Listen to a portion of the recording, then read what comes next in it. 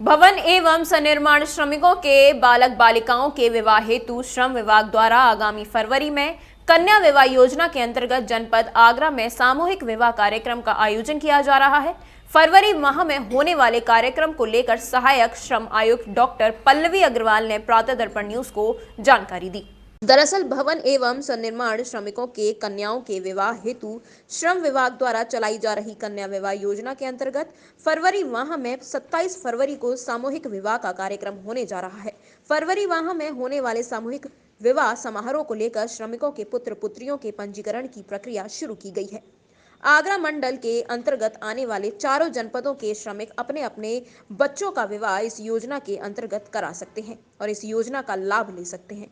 ये योजना के अंतर्गत श्रमिकों को 75,000 रुपए की धनराशि शासन स्तर से उपलब्ध कराई जाएगी। सहायक श्रम आयुक्त डॉक्टर पल्लवी अग्रवाल ने बताया कि 75,000 की धनराशि में से 10,000 सामूहिक कन्या विवाह के दौरान वर वधू के पोशाक हेतु उनके खाते में दिए जाएंगे। साथ ही 65,000 रुपए की धनराशि वर वधू के खाते में विवाह के दौरान दी जाएगी। आगरा मंडल के अंतर्गत आने वाले चारों जनपदों के विवाह योजना के लाभार्थी जनपद आगरा में होने वाले सामूहिक विवाह समारोह में शामिल होंगे। वहीं उन्होंने बताया कि विवाह स्थल को लेकर जनपद में स्थान का चयन किया जा रहा है। चयन होते ही विवाह स्थल की जानकारी पंजीकृत श्रमिकों को दी जाएगी। देखिए, BOCW जो बोर्ड है वो कन्या विवाह सहायता योजना चलाता है, जो कि ऐसे श्रमिक जो बोर्ड में पंजीकृत है और पंजीकृत हुए 365 दिन बीत चुके हैं जी।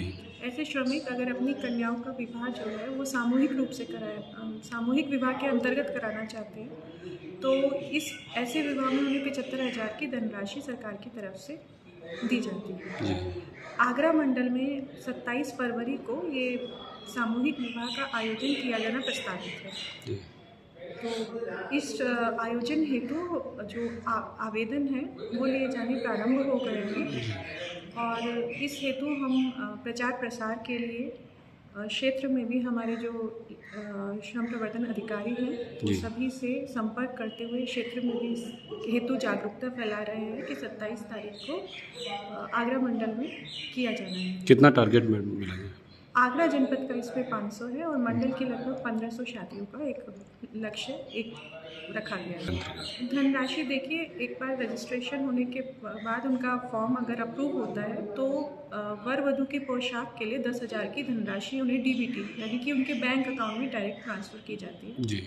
उस दिन शादी में उपस्थिति होने और हर तरीके से सब सही रहने के बाद 65,000 की धनराशि शादी के बाद उनके खाते में DBT की जाएगी। जनपद के अभी तक इसमें रजिस्ट्रेशन नहीं हुए हैं क्योंकि ये तिथि अभी प्रस्तावित हुई है। पहले 7 दिसंबर की प्रस्तावित थी, बट क्योंकि आप जानते हैं मैनपुरी में इस बीच चुनाव रहा है जी।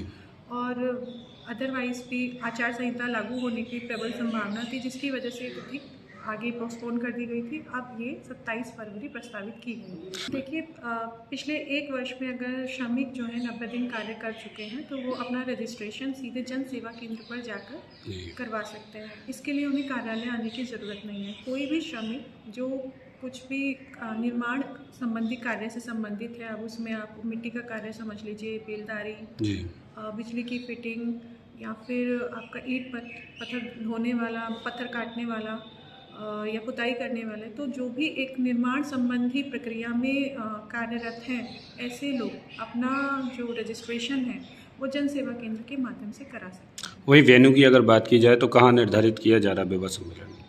देखिए, अभी ये निर्धारित नहीं किया गया है क्योंकि प्रस्ताव अभी किया गया है। जैसे ही फाइनल होगा इसकी भी जानकारी प्रोवाइड करा दी जाएगी। विवाह के पंजीकरण को लेकर सहायक श्रम आयुक्त आगरा ने बताया कि 3 वर्ष से पंजीकृत श्रमिक इस योजना के अंतर्गत लाभ ले सकते हैं।